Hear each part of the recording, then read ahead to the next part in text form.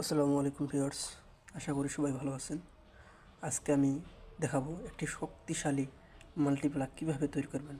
এই শক্তিশালী মাল্টিপ্লাগ তৈরি করতে কি লাগবে। প্রথমে আমাদেরকে একটা 8 পিন কম্বাইন নিতে হবে,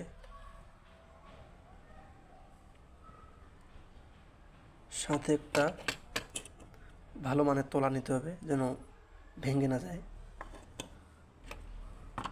তারপরে একটা 2 পিন নিতে হবে এবং পরিমাণ মতো আমাদেরকে তার নিতে হবে।